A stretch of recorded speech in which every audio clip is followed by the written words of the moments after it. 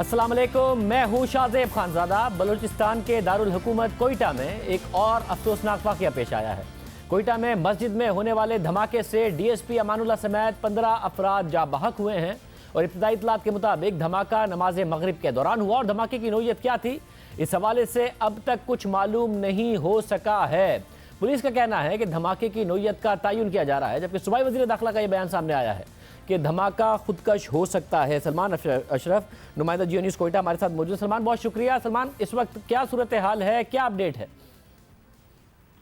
जी शाहजेब, इस हवाले से सूरत हाल ये है कि धमाका जो है वो नमाज मगरिब के दौरान हुआ था, जिसमें 15 जाँ बहक और 19 ज़ख्मी बताए जाते हैं। इस वक्त सूरत हाल ये है कि तमाम लोग वहाँ से हटा दिए गए हैं, सिक्योरिटी फोर्सेस के एहलकार भी हट गए हैं और जो आमदोरफ्त के लिए इलाका है उसे खोल दिया गया है। ताहम जो इन्वेस्टिगेशन के इदारे हैं, जिसमें CTD, क्राइम सीन एक्सपर्ट्स, वो अभी तक मस्जिद के अंदर से जो मुख्तलिफ शवाहिद हैं उसे इकट्ठे कर रहे हैं। इस हवाले से वज़ीर दाखिला ने जो बातचीत की, उनका कहना था कि इस हवाले से अब तक कुछ कहना कबल अज़ वक्त होगा कि आया धमाका किस नौयत का था, क्योंकि रात का वक्त है, अंधेरा बढ़ गया है। सुबह जब इस तमाम सूरत हाल का मुकम्मल तौर पर जायज़ा लिया जाएगा तो तभी कुछ कहने की पोजीशन में होंगे। लेकिन उनका ये भी मानना था कि बज़ाहिर ऐसा लगता है कि धमाका खुदकुश हमला था। जी बहुत शुक्रिया सलमान अशरफ, इस हवाले से तफसीलात बता रहे थे। प्रोग्राम में आगे बढ़ते हैं। हर रोज़ कोई ना कोई नई पेशरफ्त हो रही है, अहम कानून साजी पर इत्तफाक हो रहा है और हुकूमत और अपोजिशन में एक गैर मुतवक्के और अनप्रेसिडेंटेड इत्तफाक नजर आ रहा है। तारीफें नजर आ रही हैं हुकूमत की तरफ से अपोजिशन की। आज भी यही हुआ, हुकूमत और अपोजिशन के साथ मिलकर इत्तफाक राय से काम करते दिखाई दे रहे हैं। बहुत से ऐसे मामला तय पा रहे हैं जिन पर कई माह से डेडलॉक था, मगर अब इत्तफाक हो रहा है। पहले आर्मी चीफ की मुद्दत मुलाजमत में तौसी की कानून साजी पर इत्तफाक हुआ और उसके बाद तो जैसे इत्तफाक का सिलसिला शुरू हो गया। फिर नैब ऑर्डिनेंस में तरामीम पर इत्तफाक हुआ और आज चीफ इलेक्शन कमिश्नर के तकर्रुरी के मामले में भी अहम पेशरफ्त हुई है। अचानक से कानून साजी में तेजी आ गई है। ये अचानक हुआ क्या है? वो वजीर आज़म जो हर वक्त और हर मौके पर अपोजिशन को तनकीद का निशाना बनाते थे, जो भी तकारीर उनकी होती, किसी भी मौके पर होती, उसमें अपोजिशन की करप्शन, इसके अलावा अपोजिशन की हवाले से शदीद तनकीद करते, आजकल हर दूसरे दिन मुख्तलिफ तकारीब से वजीर आज़म खिताब तो कर रहे हैं मगर अपोजिशन का जिक्र नहीं कर रहे हैं। इसके अलावा आज वफाकी वजीर फवाद चौधरी ने भी अपोजिशन के रवैये की तारीफ की। उन्होंने कहा कि आर्मी एक्ट पर अपोजिशन ने बड़ी जिम्मेदारी का मुजाहरा किया और आगे के लिए भी उन्होंने माहौल बेहतर होने की बात बताई।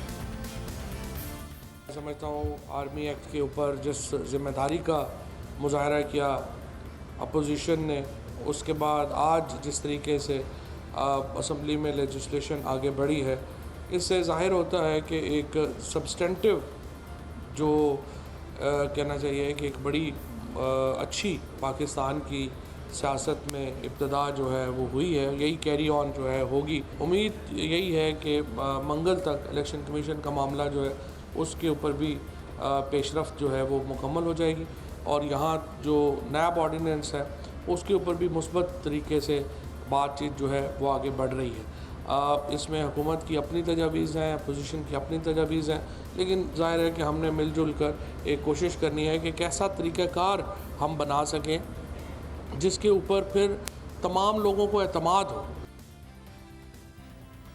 अब से कुछ दिन पहले तक हुकूमत और अपोजिशन में डेडलॉक था। बहुत से अहम कौमी और कानूनी मामलात पर कोई पेशरफ्त नहीं हो रही थी। असेंबली के इजलास इल्ज़ाम तराशियों और जवाबी इल्ज़ाम तराशी में गुजर रहे थे, मगर अब मुसलसल इत्तफाक राय हो रहा है। हर दूसरे मामले पर इत्तफाक राय हर दूसरे दिन हो रहा है।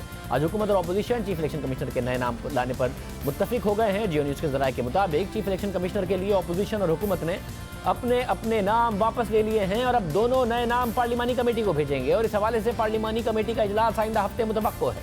इससे पहले हुकूमत ने बाबर याकूब, फजल अब्बास और आरिफ खान के नाम तजवीज़ किए थे। अपोजिशन ने नासिर खोसा, जलील अब्बास जिलानी और इखलाक तारड़ के नाम तजवीज़ किए थे, मगर अब नए नाम सामने आएंगे और तवक्को है कि उनमें किसी एक नाम पर इत्तफाक भी हो जाएगा। ये इस लिहाज से बड़ी पेशरफ्त है कि हुकूमत और अपोजिशन में कई माह से डेडलॉक है।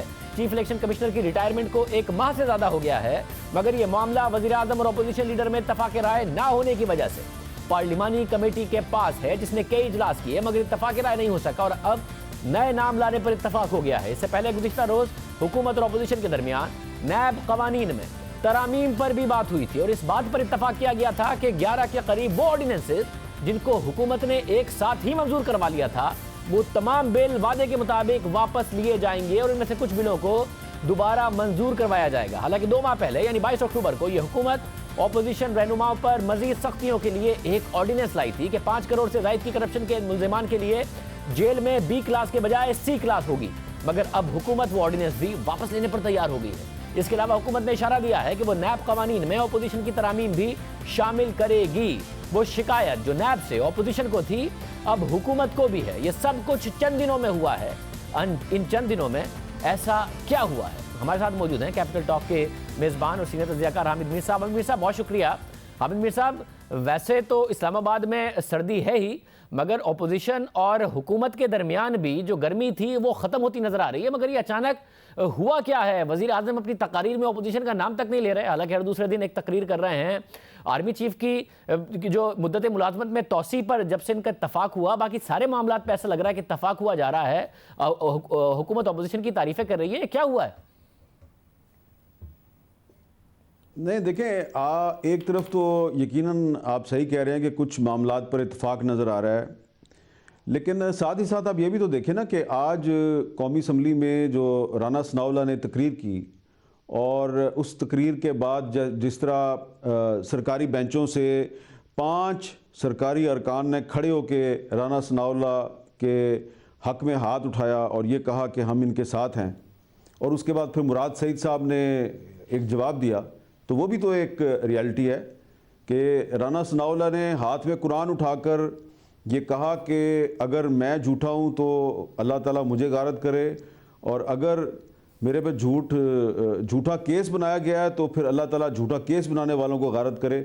और उस पर कुछ सरकारी अरकान लरज़ गए और वो राना सनाउल्लाह के हक़ में खड़े हो गए, और कुछ नहीं लरज़े और उन्होंने जवाब दिया। तो ये भी तो एक सच्चाई है। दूसरी तरफ आप ये भी देखें कि इस वक्त हुकूमत के पास भी कोई ऑप्शन नहीं है। आज कुछ वज़रा जो हैं, जब उनके पेश करदा बिल मंजूर हो गए तो उन्होंने भी ऑपोजिशन की तारीफ़ की। जैसे कि डॉक्टर शीरी मज़ारी साहबा जो हैं, जब माजूर अफराद को फैसिलिटेट करने का जो बिल मंजूर हुआ तो उन्होंने उसका क्रेडिट मुस्लिम लीग नून की शाइस्ता परवेज़ मलिक साहबा को दिया और कहा कि ये बिल दरअसल इन्होंने पिछली असम्बली में पेश किया था, पिछली असम्बली में पेश नहीं हो सका, तो अब इन्होंने भी मेरी बड़ी मदद की है, और पीपल्स पार्टी की महरीन रज़ाक भुट्टो ने भी बड़ी मेरी मदद की है। तो ये है एक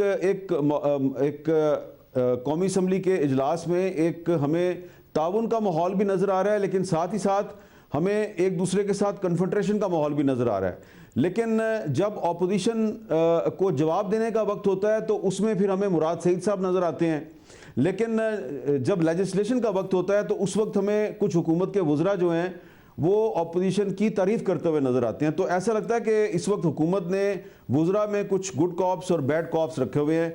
बैड कॉप्स जो हैं वो ऑपोजिशन को बहुत एक भरपूर किस्म का जवाब देते हैं, और गुड कॉप्स जो हैं वो लेजिस्लेशन की तरफ उनकी तवज्जो है।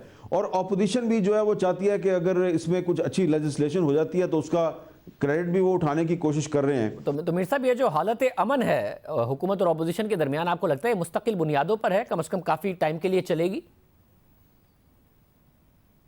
मुझे नहीं लगता कि ये सूरत हाल ज़्यादा अरसा जारी रहेगी, इसलिए कि आने वाले दिनों में जब नैब का कानून मंजूर हो जाएगा तो उसके बाद फिर जो ऑपोजिशन है उसको फिर अगर ऑपोजिशन के तौर पर अगर उन्होंने किरदार अदा ना किया तो फिर अगले इंतखाबात में वो क्या करेंगे।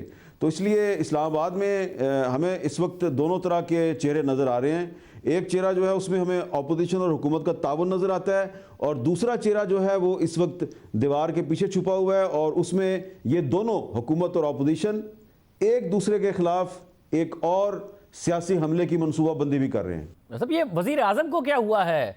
वो हर दूसरे दिन किसी ना किसी तकरीब से खिताब कर रहे हैं, मगर उनकी तकारीर से वो अग्रेशन, ऑपोजिशन, करप्शन सब निकल गया है। वो क्या हिकमत अमली बना रहे हैं? बिल्कुल ही अलग किस्म की तकारीर कर रहे हैं।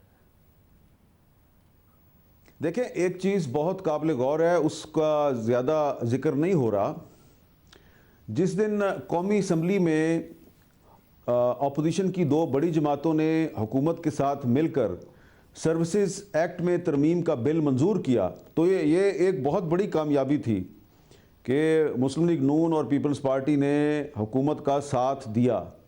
जैसे ही वो तीनों बिल मंजूर हुए तो उसके बाद तवक्को ये थी कि वज़ीर आज़म इमरान खान साहब अपनी नशस्त पर खड़े होंगे और एक बहुत ही भरपूर एक तारीख़ी तकरीर करेंगे अपोजिशन का शुक्रिया अदा करेंगे और ये कहेंगे कि यह हुकूमत की कामयाबी नहीं, ये सबकी कलेक्टिव कामयाबी है, ये हमारी पार्लियामेंट की कामयाबी है। मुबारकबाद देंगे वो पूरी पार्लियामेंट को। लेकिन जैसे ही तीनों बिल मंजूर हुए, उन्होंने अपनी फाइल उठाई और ईवान से बाहर चले गए। तो ठीक है, पिछले 2 दिन से वो अपोजिशन पे तनकीद से गुरेज कर रहे हैं, लेकिन उसकी वजूहात भी तो आप जानने की कोशिश करें ना। आज कौमी असम्बली में PTI के 2 अरकान खालिद मक्सी और सनाउल्लाह मस्ती खेल, MQM के एक मेंबर इकबाल मोहम्मद अली, GDA की एक खातून मेंबर सायरा बानो और एक आज़ाद रुकन असलम भूतानी, ये 5 के 5 आदमी जो हैं ये अपनी ही हुकूमत के ख़िलाफ़ राना सनाउल्लाह की हमायत कर रहे थे। और उधर सेनेट का इजलास चल रहा था और सेनेट के इजलास में कुछ सरकारी अरकान जो हैं, जिसमें सरफराज बुख्ती भी शामिल थे, जिसमें बैरिस्टर मोहम्मद अली साहब भी शामिल थे और भी लोग शामिल थे, वो हुकूमत की पॉलिसी के ख़िलाफ़ उन्होंने धरना दे दिया। तो आप ये देखें कि कौमी असम्बली में और सेनेट में जो हुकूमत के अपने अरकान हैं और उनकी इत्तेहादी जमातों के अरकान हैं, वो हुकूमत की पॉलिसी के ख़िलाफ़ खुल के सामने आ गए हैं। तो इस सूरत हाल में वज़ीर-ए-आज़म इमरान खान साहब के लिए मुनासिब तो यही है ना कि वो ज़रा अपोजिशन पे तनकीद से गुरेज करें और अपने जो नाराज़ अरकान हैं उनको मनाने की कोशिश करें। तो इस वक्त वज़ीर-ए-आज़म इमरान खान साहब की जो आजकल प्रायोरिटी है वो ये है कि अपने नाराज़ अरकान को मनाया जाए, बाद में अपोजिशन को भी देख लेंगे। बहुत शुक्रिया। आमिर मीर साहब हमारे साथ मौजूद थे। एक केस इस वक्त मुश्किल में डाल दिया है उसने तहरीक इंसाफ की हुकूमत को। समझ नहीं आ रहा कि इस केस का क्या करें। तहरीक इंसाफ अपने सियासी मुखालिफिन के उन केसेस पर खुलकर बात करती आई है जो अदालत में ज़ेर समात होते हैं या होते थे। ज़ेर समात और ज़ेर तफ्तीश केसेस पर तहरीक इंसाफ खुलकर असेंबली में और असेंबली के खिलाफ बात करती रही है, करारदादें लाती रही है। इन केसेस पर प्रेस कॉन्फ्रेंसेस होती थी, जलसों में बातें होती थी, यहाँ तक कि ज़ेर समात केसेस की बुनियाद पर पार्लियामेंट के अंदर भी सियासी मुखालिफिन पर तनकीद की जाती थी। ज़ेर तफ्तीश केसेस का रिकॉर्ड पार्लियामेंट में पेश किया जाता था। मगर एक केस ऐसा है जिसने तहरीक इंसाफ की हुकूमत को इतनी दिफाई पोजीशन में डाल दिया है कि वो पार्लियामेंट में इस पर बात करने पर भी एतराज उठा रही है। आज कौमी असेंबली में वफाकी वजीर मुराद सईद ने राना सनाउल्लाह की तकरीर के जवाब में यही मौक़िफ़ इख्तियार किया और अपने खिलाफ मंशियात स्मगलिंग केस पर बात करने पर राना सनाउल्लाह पर तनकीद की। आज राना सनाउल्लाह ने पहली बार कौमी असेंबली में अपने खिलाफ बनाए गए मंशियात स्मगलिंग केस की तफसीलात बताई। उन्होंने हुकूमत से मामले की तहकीकात के लिए जुडिशल कमीशन बनाने का मुतालबा किया। साथ ही स्पीकर से फैक्ट फाइंडिंग के लिए मामले का नोटिस लेने का मुतालबा किया, जिस पर स्पीकर कौमी असेंबली असद कैसर ने उनसे तहरीरी दरख्वास्त तलब कर ली। मैं अल्लाह ताला के इस कलाम को, अल्लाह ताला के इस पाक कलाम को गवाह बना के और रब्बे जुल जलाल के नाम जो छत पे लिखे हैं और उसके नीचे मैं भी खड़ा हूँ और आप भी जो है वो मौजूद हैं, मैं इनको गवाह बना के ये बात करता हूँ कि ये फैक्ट्स में मैं अगर एक लफ्ज़ भी जो है वो गलत कहूँ तो अल्लाह ताला का कहर और गज़ब मेरे ऊपर जो है वो नाज़िल हो। आप कस्टोडियन ऑफ द हाउस हैं। मैं इस मुअज़्ज़ज़ ईवान के रुकन के तौर पे आपसे ये गुजारिश कर रहा हूँ कि आप इस मामले का नोटिस लें, इस मामले को प्रिविलेज कमेटी को भेजें, लॉ एंड जस्टिस कमेटी को भेजें या जिसको आप मुनासिब समझते हैं आप भेजें। मेरा इस बारे में भी कोई चॉइस नहीं है, लेकिन जनाब स्पीकर इसके ऊपर फैक्ट फाइंडिंग हो। मेरी इस तकरीर को, मेरे इस बयान को जो मैंने इस मुअज़्ज़ज़ ईवान में आपके और मुअज़्ज़ज़ मेंबरान के सामने दिया है, इसको आप रेफ़र करें स्टैंडिंग कमेटी को, उनसे कहें कि वो इसके ऊपर फैक्ट फाइंडिंग करें और फैक्ट फाइंडिंग जो है इस मुअज़्ज़ज़ ईवान के सामने रखी जाए। उसके बाद फिर जो फैसला होगा मुझे जो है वो कबूल होगा। आप मुझे रिटन में करूँगा। मुझे देना चाहते हैं, आप मुझे रिटन में दें, फिर मैं इसको जो लीगल प्रोसीजर। जनाब स्पीकर यही स्टेटमेंट है। मैं यही स्टेटमेंट जो है वो आपके सामने इन राइटिंग भी जो है वो पेश कर दूंगा। इसके मुताबिक राना सनाउल्लाह ने अपनी तकरीर में इंसाफ का साथ ना देने वालों पर तनकीद की। तो इस मौके पर हुकूमती अराकीन, जिनमें तहरीक इंसाफ के खालिद मक्सी, सनाउल्लाह मस्ती, MQM के इकबाल मोहम्मद और GDA के सायरा बानो ने खड़े होकर उनकी हिमायत की, जिस पर राना सनाउल्लाह ने जिंदाबाद कहा। जनाब स्पीकर, वो लोग जिनके पास अथॉरिटी है, जो इस मामले में इंसाफ की और सच की बात कर सकते हैं, जो अल्लाह ताला के कलाम में जो अल्लाह ताला ने हुक्म फरमाया है कि सच के लिए उठ खड़े हो, और वो उठ खड़े नहीं हो रहे, वो सच बात नहीं कर रहे, अल्लाह ताला फिर उनके ऊपर भी अपना कहर और गज़ब नाज़िल करे और उनके ऊपर ज़िल्लत और रसवाई का जो है वो अज़ाब नाज़िल हो। जनाब स्पीकर, जिंदाबाद।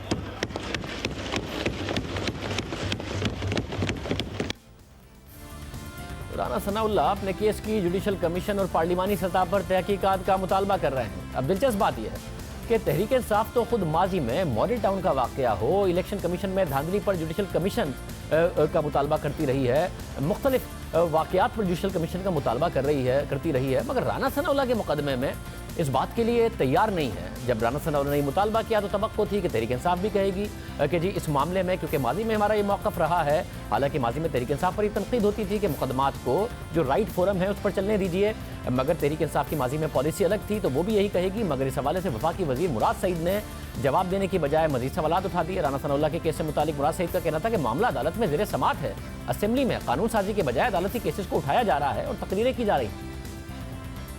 शहरियार अफरीदी जो कि मिनिस्टर है, ANF के हवाले से संजीदा सवाल उठाए गए हैं। यहाँ पे मैटर सब जुडिस है, अदालत के अंदर केसेस चलते हैं और यहाँ पे आके तकरीरें जारी जाती है। यहाँ पे आके सब जुडिस मैटर्स को इस ऐवान में उठाना ज्यादती सिर्फ इस ऐवान के साथ नहीं है, कौम के उन लोगों के साथ भी है जो कि हमें बेचते हैं अपने लिए कानून साजी करने के लिए। तो स्पीकर साहब, मेरे ख्याल से हर बंदा कभी करप्शन के केस का, कभी मंशियात के केस का यहाँ पे आकर अगर बात करेगा तो कानून साजी किधर जाएगी, वो कौम के बच्चे किधर जाएंगे, जिनके साथ जुल्म हुआ है वो किधर जाएंगे। कानून साजी किधर जाएगी अगर हर बंदा अपने केसेस की, करप्शन के केसेस की, मंशियात के केसेस की बात करेगा। कि मुराद सईद साहब कह रहे हैं, हमने इस पर फिर तहकीक करना शुरू की तो असेंबली के अंदर तहरीक इंसाफ के रहनुमाओं की ज़ेर तफ्तीश और ज़ेर समाअत केसेस की एक इतनी बड़ी तादाद मौजूद है कि हम उसे पूरे प्रोग्राम में चला भी नहीं सकते। मगर मुराद सईद साहब ही के अब से पिछले दिनों तक की भी जो तकारीर हैं, ज़ेर तफ्तीश केसेस, ज़ेर इल्तवा केसेस, ज़ेर समाअत केसेस, उनके हवाले से मुराद सईद कह रहे थे अगर अब शहबाज शरीफ के केसेस हैं हम उस असेंबली में बात करना चाहते हैं तो यही तो जमहूरियत है। मगर अब कह रहे हैं कि कानून साजी होनी चाहिए असेंबली में। राना सनाउल्लाह का केस एक बहुत बड़ा मसला बन गया है हुकूमत के लिए, जिस पर वो बात करने को तैयार नहीं है। हालांकि इस केस पर तो खुद सबसे पहले असेंबली में बात जो करना शुरू की, इल्ज़ामात राना सनाउल्लाह पर लगाना शुरू किए अगर हुकूमत की तरफ से किसी ने, तो वज़ीर मुमलिकत बराए नारकोटिक्स कंट्रोल शहरियार अफरीदी हैं। पहले उन्होंने मीडिया पर आकर बात की, DG ANF के साथ प्रेस कॉन्फ्रेंस की, फिर राना सनाउल्लाह तो जेल में थे, उनके प्रोडक्शन ऑर्डर जारी नहीं हो रहे थे, उनका मौक़िफ़ सामने नहीं आ रहा था, ना मीडिया पर ना असेंबली में। तो मीडिया पर, असेंबली में अगर कोई था तो वो शहरियार आफरीदी थे जो इस ज़ेर समाअत मुकदमे पर एक तरफा बयानियाँ दे रहे थे। किसी MNA या सेनेटर ने उस वक्त नहीं कहा कि इस मुकदमे पर बात ना करें, कानून साजी पर बात करें। मैं आपको बताऊं, तमाम सबूत मौजूद हैं, अदालत में चीज जाएगी और सुन लें वो लोग जो ANF पर सवाल उठा रहे हैं कि ये फैब्रिकेटेड या FIR इधर उधर या किसी को फंसाने का काम नहीं करते। जिसने मेरे मुल्क की नस्लों को इस नासूर में मुब्तला किया कि इस पर अब कॉम्प्रोमाइज नहीं करेगी तहरीक इंसाफ की हुकूमत। जब 3 हफ्ते तक उनको बाकायदा फॉलो किया गया, फुटेजेस हमारे पास सब कुछ अवेलेबल है, उसके बाद जब हाथ अल्लाह के फजल से डाला तो बताया गया राना साहब ये आपका सामान है। उन्होंने कहा जी मेरा है, ये हम खोल सकते हैं? हाँ जी खोल लें। जब खोला और नीचे से जो चीज निकली तो आपको उस रब की कसम है ख्वाजा साहब कि आप जब अकेले में मिले आप दिल पर रखे और उनसे पूछे कि आपको अपनी औलाद की कसम कि ये आपका या किसी और का है, उनकी आंखें आपको बता देगी मेरे रब के फजल से। इसके अलावा मुराद सईद ने अपनी तकरीर में दावा किया कि राना सनाउल्लाह की गिरफ्तारी के वक्त उनके बैग से कपड़े भी निकाले गए और राना सनाउल्लाह ने तस्लीम किया कि ये उनके कपड़े हैं। क्या ANF एक आज़ाद इदारा है, खुद मुख्तार इदारा है। वो जो मौक़िफ़ पेश कर रहा है वो ये है कि इनसे पूछा गया कि ये बैग आपका है, इन्होंने जवाब दिया कि हाँ। फिर इनके कपड़े उतार के उनसे वहाँ पे कपड़े निकाल के बैग से उनसे पूछा गया कि ये आपके हैं, कहते कि हाँ। और वहाँ पे जो मंशियात बरामद हुई उसका भी जिक्र हुआ। सही तलाशी के दौरान जिन कपड़ों का जिक्र कर रहे हैं इनका कोई जिक्र राना सनाउल्लाह के खिलाफ दर्ज की गई FIR में नहीं है। राना सनाउल्लाह तो जो पहले से दर्ज की गई FIR है उसके भी इनकारी हैं, मगर जो FIR है उसके मुताबिक एक नीले रंग के सूटकेस का जिक्र है।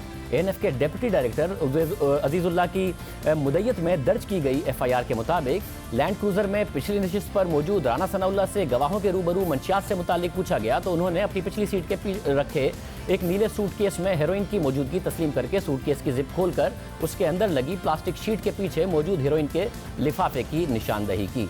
अब राना सनाउल्लाह तो एएनएफ की इस बात को भी झूठ कहते हैं, मगर मुराद सईद ने और बातें कर दी हैं कपड़ों की और ये सारी की सारी बातें। इसके साथ साथ मुराद सईद ने राना सनाउल्लाह के एतराज़ का जवाब भी कहा कि इस हवाले से एएनएफ का मौक़िफ़ शहरियार आफरीदी पीर को असेंबली में पेश करेंगे। मगर एएनएफ के मौक़िफ़ को तो शहरियार आफरीदी राना सनाउल्लाह की गिरफ्तारी के चौथे दिन गुज़िश्ता साल 4 जुलाई को डीजी एएनएफ के हमरा न्यूज़ कॉन्फ्रेंस में पेश कर चुके हैं। तो सवाल यह है कि अब वो क्या मौक़िफ़ पेश करेंगे, क्योंकि राना सनाउल्लाह तो उस वीडियो के बारे में बार बार कह रहे हैं जिसका जिक्र खुद शहरियार आफरीदी करते थे। शहरियार आफरीदी क्या कहते रहे? तमाम जो सबूत है हमारे पास वो इंशाल्लाह इंटैक्ट हैं। गाड़ी की मूवमेंट, गाड़ी के नंबर प्लेट्स और तमाम चीज़ें आप जो आपके जहन में है ना, सब कोर्ट में पेश की जाएंगी। एक चीज़ आप जहन में रखें, अभी जज्बात में आके नाम ले लें और ये करें वो करें, वो जो इसमें तमाम मुलव्विस लोग हैं, अगर उनकी औलादों को कल हो जाए, कौन आप में से कोई जिम्मेदारी लेगा? खुदा के लिए प्लीज़, ये किसी की ज़िंदगी का सवाल है, एक का नहीं, इनसे बहुत सारे और इनसे जुड़े हुए जो नाम हैं, आज हम आपको सारी डिटेल दे दें तो वो तो कल को पता चले सारे बाहर जाने चले जाएं।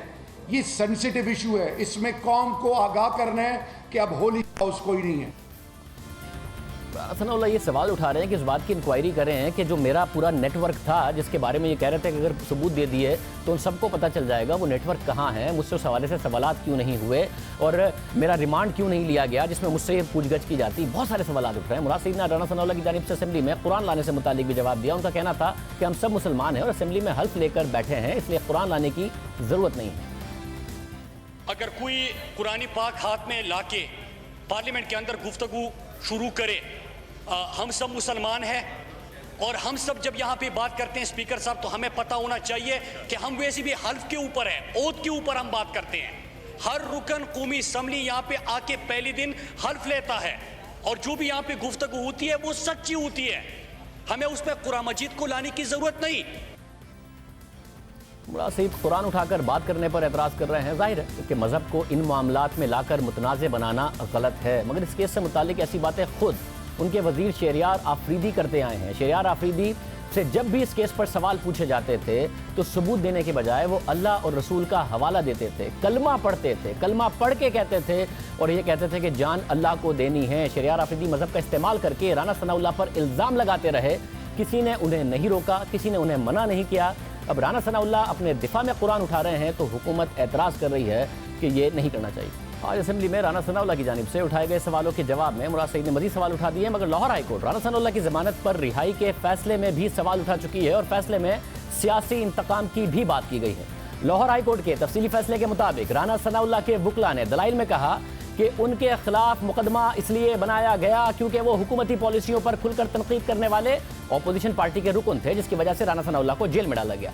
इन दलाइल के हवाले से फैसले में कहा गया है कि जमानत के केस में ऐसे दलाइल को अहमियत नहीं दी जाती, मगर इस तनाजुर में कि राना सनाउल्लाह खुलकर तनकीद करने वाले अपोजिशन पार्टी के रुकन हैं, इस पहलू को नज़रअंदाज नहीं किया जा सकता कि हमारे मुल्क में सियासी इंतकाम का निशाना बनाना खुला राज है। इस हवाले से कानून वाज़ेह है कि इल्ज़ाम की संगीनी की बुनियाद पर जमानत खारिज नहीं की जा सकती। अगर इस्तगासा का केस मशकूक हो तो इसका फ़ायदा मुल्ज़िम को होता है और प्रोसिक्यूशन के केस में यह बात वाज़ेह है कि उसमें खामियां मौजूद हैं और मज़ीद तहकीकात की ज़रूरत है, इसलिए ज़मानत मंजूर की जाती है। फैसले में राना सनाउल्लाह की गिरफ्तारी के बाद एएनएफ की तरफ से उनका जिस्मानी रिमांड न लेने पर भी सवालात उठाए गए हैं। फैसले में कहा गया है कि एफआईआर के मुताबिक राना सनाउल्लाह फैसलाबाद और लाहौर में मंशियात का नेटवर्क चला रहे थे, मगर गिरफ्तारी के अगले दिन राना सनाउल्लाह को अदालत में पेश किया गया तो तफ्तीशी अफसर ने इस नेटवर्क की तफ्तीश के लिए राना सनाउल्लाह के जिस्मानी रिमांड की दरख्वास्त तक नहीं की, जो इस जानिब इशारा है कि तहकीकाती एजेंसी को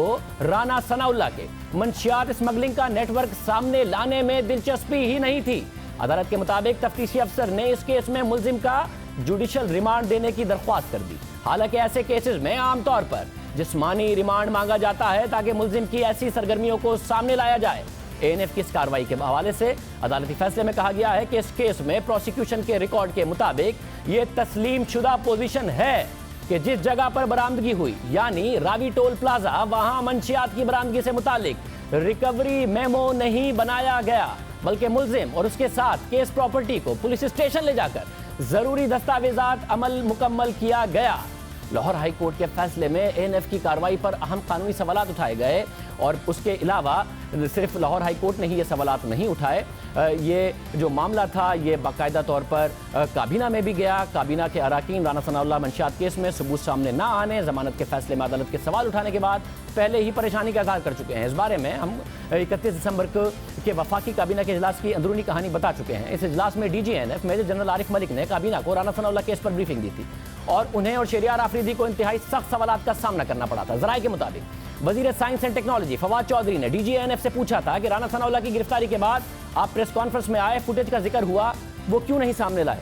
उन्होंने सवाल किया कि अगर पूरा गैंग था तो अगले दिन राना सनाउल्लाह का जिस्मानी रिमांड क्यों नहीं लिया गया ताकि तफ्तीश की जाती और इस गैंग को सामने लाया जाता। फवाद चौधरी ने तनकीद की कि राना सनाउल्लाह को इतने दिन जेल में रखा गया मगर राना सनाउल्लाह के बयान की एक वीडियो तक रिकॉर्ड नहीं की गई। फवाद चौधरी ने वज़ीर आज़म इमरान खान को मुखातिब करते हुए कहा था कि मैं जितना आपको जानता हूं यह नहीं हो सकता कि आपने किसी पर भी हेरोइन का इल्जाम लगवाकर मुकदमा बनवाया हो। इस मौके पर फवाद चौधरी ने जॉन एलिया का यह शेर पढ़ा कि मैं भी बहुत अजीब हूं, इतना अजीब हूं कि बस खुद को तबाह कर लिया और मलाल भी नहीं है।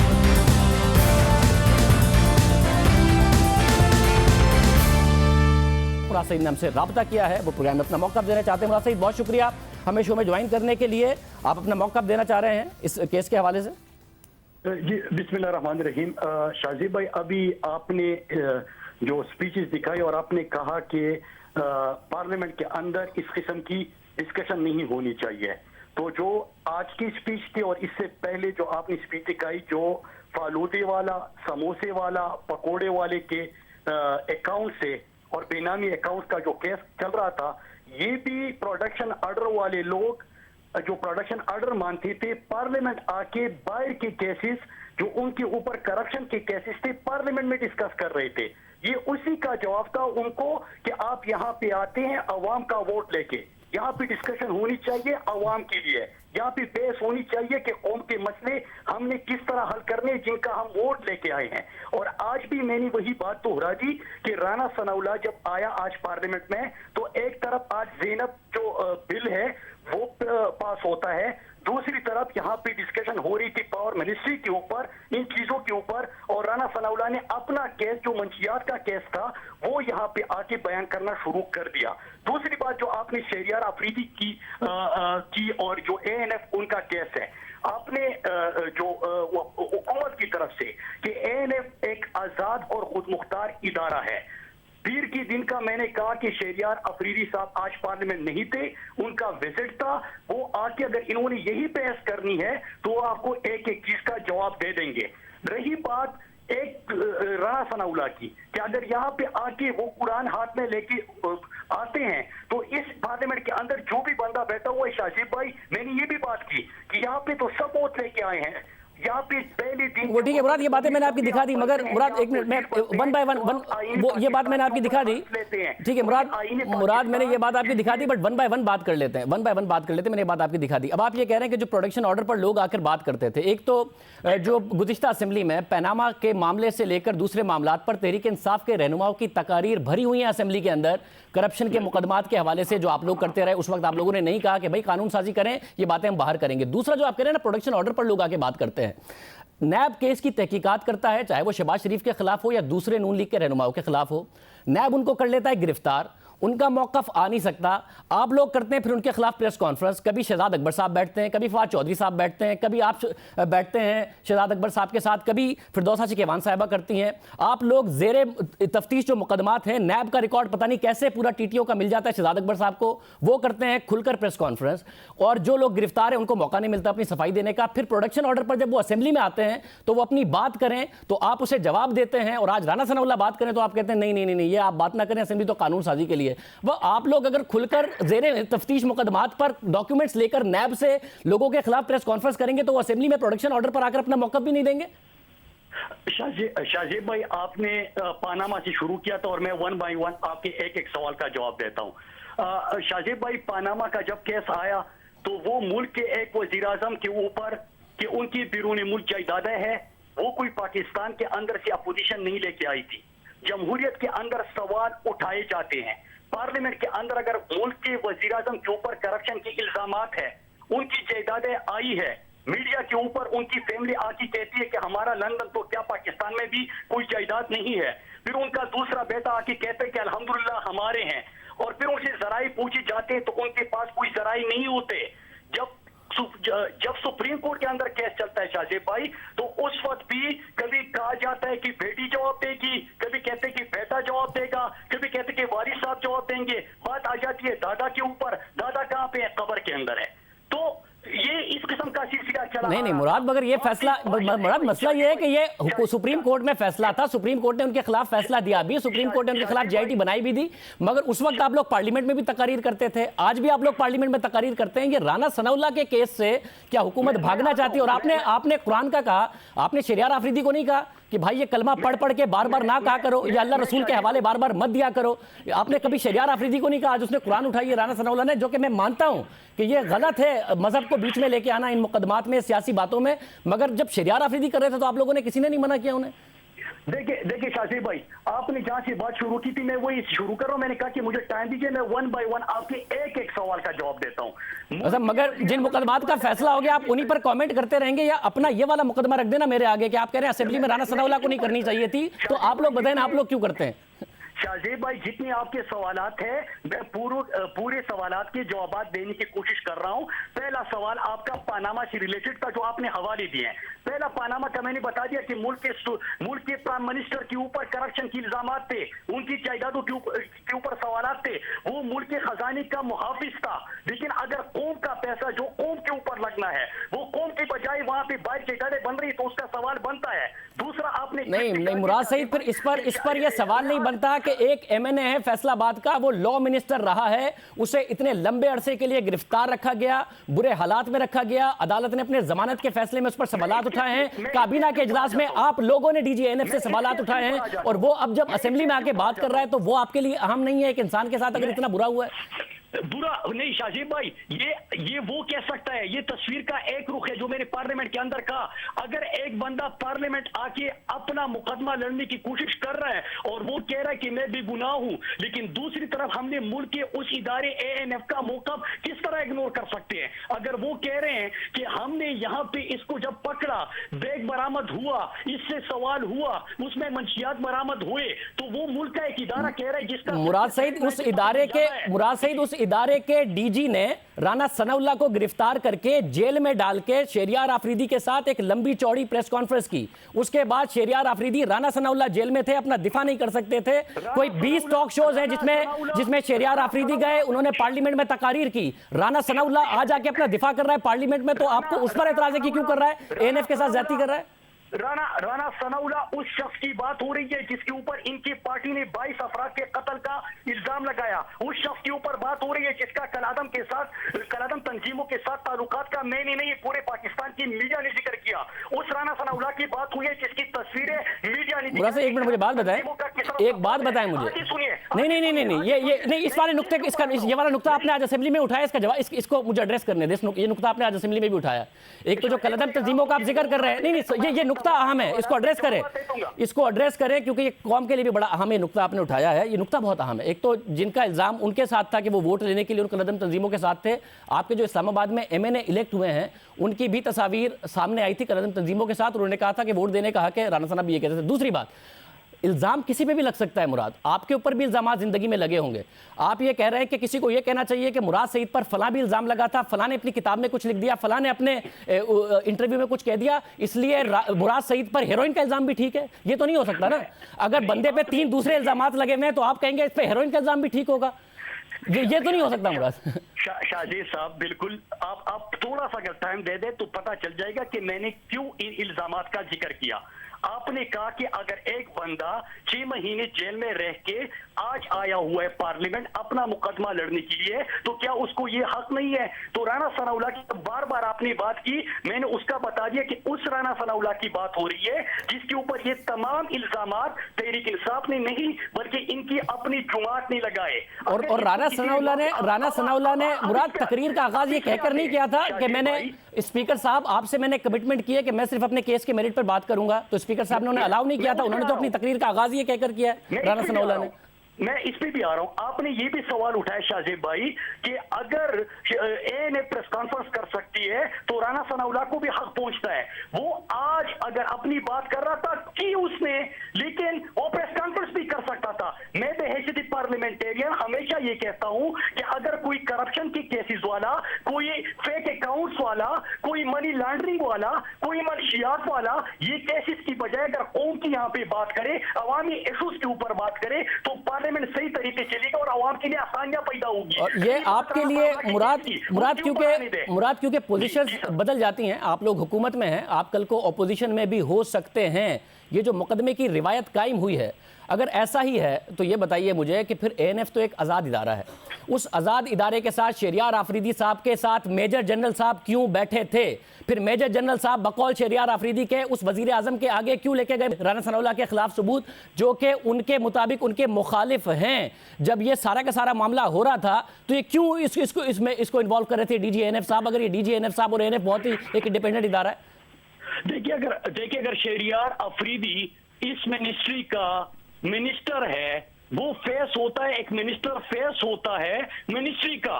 डीजी अगर साथ बैठा था तो आप मुझे बताए कि क्या उस दिन जब राना सनाउल्लाह गिरफ्तार हुआ तो हर मीडिया चैनल ने शहरियार आफरीदी को फोन करके नहीं पूछा कि राना सनाउल्लाह केस के ऊपर बात करें, आप उसके ऊपर हमें ब्रीफ करें? तो क्या शहरियार आफरीदी को नहीं आना चाहिए था? यानी आप ये कह रहे हैं मुराद, यानी आप ये कह रहे हैं मुराद कि राना सनाउल्लाह के खिलाफ अगर डीजी एएनएफ ने शहरियार आफरीदी के साथ बैठकर प्रेस कॉन्फ्रेंस की थी तो आज राना सनाउल्लाह भी प्रेस कॉन्फ्रेंस कर देते जो उन्होंने की है। मगर अगर तकारीर असेंबली के फ्लोर पर शहरियार आफरीदी ने सेनेट में भी, नेशनल असेंबली में भी की हैं तो एएनएफ के हक में की हैं और एएनएफ की तारीफें की आज आपने भी की हैं, मगर राना सनाउल्लाह को नहीं करना चाहिए था क्योंकि एएनएफ एक आजाद इदारा है। थोड़ा अगर हम इशू के ऊपर आ जाए, देखिए तकरीर दिखाई गई, मैंने कहा कि मेरा मौका पहले भी ये था और आज भी मेरा ये मौका है। राना सनाउल्लाह ने अपनी बात की, लेकिन तस्वीर का दूसरा रुख भी है जो कि एएनएफ है।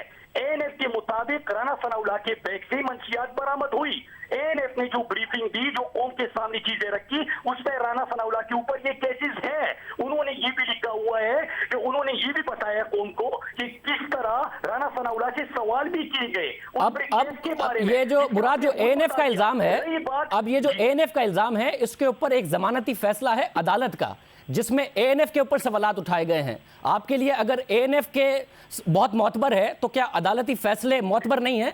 आप उसका जिक्र नहीं कर रहे हैं? क्या एएनएफ के ऊपर उन्होंने सवाल उठाए? क्योंकि एएनएफ का मुकदमा है 5-6 महीने पुराना, उसके ऊपर अदालत का फैसला है अभी 15-20 दिन पुराना, और वो मोतबर नहीं है आपके लिए? मेरे लिए अदालत का फैसला भी मोतबर है, लेकिन उसके बाद भी अगर आपने एएनएफ का मौका देखा हो तो उन्होंने अर्ली हेयरिंग के लिए कितने एप्लीकेशन दी है ये एएनएफ ने कहा हुआ है। कहने का मकसद इतना है कि राना सनाउल्लाह उस बंदे के ऊपर जिसके ऊपर 22 अफराद के कत्ल का इल्जाम, जो कि 5 मरले के घर से शुरू हुआ, अरबा की जायदादें बना दी, जिसको एक मुराद अगेन अब आपने ये इल्जाम लगाया है, अब आपने इल्जाम लगाया है, मुझे साबित करें कौन सी नहीं, एक मिनट, ये क्योंकि आप ऑपोजिशन में थे तो इमरान खान साहब कहते थे, नहीं आप ऑपोजिशन में थे, आप ऑपोजिशन में थे तो इमरान खान साहब कहते थे, आप ऑपोजिशन में थे तो इमरान खान साहब कहते थे कि जी ऑपोजिशन का काम इल्जाम लगाना होता है, हुकूमत का तहकीकात होता है। मुझे अरबों रुपए की जायदाद गिनवाइए राना सनाउल्लाह की, गिनवाइए कौन कौन सी है। राना सनाउल्लाह की जायदाद इस वक्त वो शुरू कहां से हुआ था? 200 करोड़ की जायदादें उसके सामने आ चुकी। मुझे बताइए कौन कौन सी 200 करोड़ की जायदादें हैं? मुराद आप क्योंकि रिसर्च करके बात करते हैं, मुझे 200 करोड़ की जायदादें गिनवाइए राना सनाउल्लाह की। 200 करोड़ की 5 मरले से ये शुरू हुआ था। उनके कौन सी मुराद इल्जाम? मुराद आप एक आप पूरी तहकीक से हमेशा बात करते हैं ना, आप मुझे बताइए कौन कौन सी जायदादें? देखिए शाजिब भाई, जहां से आप शुरू हुए हैं और कहां से आप निकल रहे हैं, मैं आपको एक एक चीज का जवाब दे रहा हूं, लेकिन पता नहीं कि राना सनाउल्लाह पहली चीज ये आती है कि उस राना सनाउल्लाह को आज हमारा मीडिया इतना प्यार आ रहा है उसके ऊपर, उसको इतना अप्रिशिएट किया जा रहा है, जिसके ऊपर 22 अफराद के कत्ल का मुराद सईद अप्रिशिएट कोई नहीं कर रहा। अच्छा मुराद, ये वाली बात भी कर ले, ये वाली बात भी करें, एक मिनट, ये वाली बात भी करें। मुराद, आपकी हुकूमत को हो गए हैं 18 महीने आए हुए, ये जो आप बार बार कह रहे हैं 22 कत्ल का इल्जाम है, तो जो मॉडल टाउन का केस है उसे तेजी से करवा लीजिए, आप एक आईजी भी बदल चुके हैं। दूसरी बात ये जो आप मीडिया को कोस रहे हैं, कल को आप ऑपोजिशन में गए, कल को आपकी जमात से कोई भी ऑपोजिशन में हुआ और नून लीग ने आप लोगों के ऊपर इस किस्म का केस बनाया और इस तरीके से आप लोगों को जेल में रखा, तो यही मीडिया आपके लिए भी आवाज उठा रहा होगा। मैं इस प्रोग्राम से आप लोगों के लिए भी आवाज उठा रहा हूं, क्योंकि ये मुल्क आगे नहीं बढ़ेगा। किसी को मोहब्बत नहीं हुई है राना सनाउल्लाह से, मोहब्बत है इस मुल्क के आईन से, इस मुल्क के कानून से। आप लोगों को कानून की पासदारी किए बगैर इस तरीके से जेलों में डालेंगे तो आवाज उठेगी। किसी को राना सनाउल्लाह से मोहब्बत नहीं है। बिल्कुल बिल्कुल, आपने जो बात की है शाजिब भाई, क्योंकि आप स्टूडियो में बैठे हैं, मैं फोन पे हूं, अगर आपने बात की है तो आप उसका फिर शाजिब भाई पूरा जवाब भी सुनिएगा। पहली चीज आपने की कि राना सनाउल्लाह के ऊपर इस किस्म के केसेस बनाए गए, इस किस्म का आप किस तरह फैसला कर सकते हैं कि इस किस्म के केसेस, एएनएफ जो मेरे मुल्क का इदारा है, अगर हम उसके ऊपर यकीन कर रहे हैं कि जब वो ब्रीफ कर रहे हैं पूरी कौम को, वो वहां पे प्रेजेंटेशन दे रहे हैं, वो उनको पूरे एक जंग की बात करते हैं, उसके हवाले से वो आगे हेरिंग के लिए एप्लीकेशन देते हैं, जज की तकर्रुर और जज की तबादले की टीवी पे खबरें तो चलती है, लेकिन ये नहीं बताया जाता कि कितने महीने पहले एएनएफ ये एप्लीकेशन राना सनाउल्लाह के केस से पहले मूव कर चुकी थी, इसका जिक्र नहीं होता।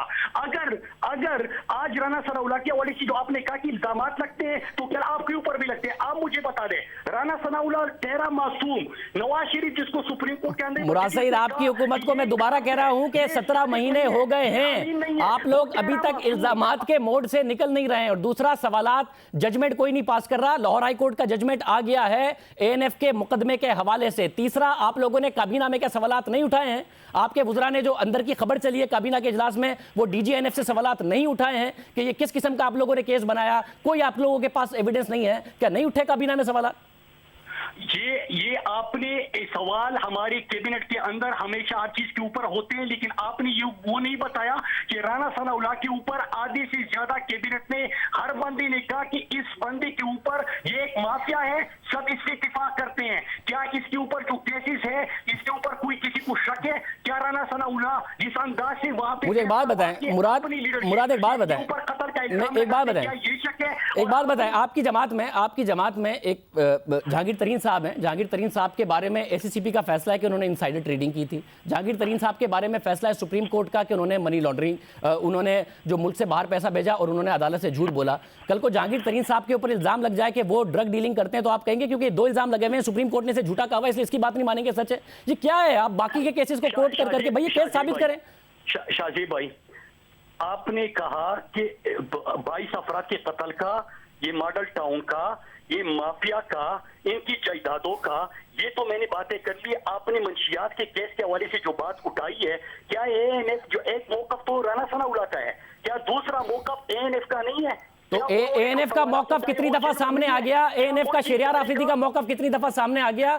और ये जो मॉडल टाउन के और दूसरे मामलात है, आपकी हुकूमत है, 17 माह हो गए हैं, 17 माह पहले वाले इल्जामात ना लगाइए, केसेस को साबित कीजिए, राना सनाउल्लाह को उसमें अंदर डालिए जेल में, ना के मंशियात के ऐसे मुकदमों में डालिए जिसके बारे में अदालतें सवाल उठा रही हैं। मुराद, मैं आपको जिनकी बताता हूं, आपने कहा कि इल्जामात लगाते हैं, मैंने कहा था, मैंने सवालात उठाए थे जिन केसेस के हवाले से। इस वक्त क्या नेब के अंदर जो केसेस चल रहे हैं, क्या उसमें हमने रिकॉर्ड नहीं किया? मैंने अपने मिनिस्ट्री के अंदर तो केस कहां पहुंचा? मुराद, आपने अगस्त में की थी प्रेस कॉन्फ्रेंस, आपने इल्जाम लगाए, फिर अमेरिका की एलिस वेल्स ने इल्जाम लगाए सीपैक के ऊपर, और असद उमर ने कहा कि नहीं जी सीपैक के खिलाफ प्रोपेगेंडा हुआ है। कहां गया मामला? 6 महीने पहले दिए थे ना आपने सबूत नैब को, कहां है? एहसन इकबाल को गिरफ्तार किस केस में किया गया? आपने इल्जाम क्या लगाए थे? वो कहां है 50 अरब रुपए? देखिए बिल्कुल शाजिब भाई, आपने सवाल उठाए तो इसका पूरा प्लीज जवाब सुनिएगा। एहसन इकबाल को नारावाल जो स्पोर्ट्स कॉम्प्लेक्स है उस केस में गिरफ्तार किया गया है। मैंने उठाया था सवाल मुल्तान शक्कर के हवाले से, क्या वो केस खत्म हो चुका? नहीं। क्या वो केस नेब के अंदर चल रहा है? जी हाँ। कहां बढ़ा, कहां पहुंचा? आपने 6 महीने पहले कौम को बताया था कि आपने सारा रिकॉर्ड नेब को दे दिया है, केस कहां पहुंचा? अर्ज तो सुनिए शाजिब भाई, अर्ज सुन लीजिए, केस कहां पहुंचा? हमारा काम क्या था? मैंने जो इल्जामात और जो सवालात उठाए हैं, आपको याद होगा कि एहसन इकबाल ने कहा था कि मैं आपको कोर्ट लेके जाऊंगा। मैंने वही सवालात कोर्ट के अंदर उठा लिए। एहसन इकबाल के वो कला पेश नहीं हुए, वो एहसन इकबाल खुद कोर्ट से भाग गया। मैं उम्मीद करता हूं कि आगे आइंदा 3-4 महीने में कम से कम आप इस केस पर पेशरफ्त कराएंगे, क्योंकि 50 अरब रुपए का मामला है। मैं मुराद, मुझे शो खत्म करना है। बहुत शुक्रिया, मुराद साहब हमारे साथ मौजूद थे। आज के प्रोग्राम में इतना ही। आपसे कल के प्रोग्राम में मुलाकात होगी। अल्लाह।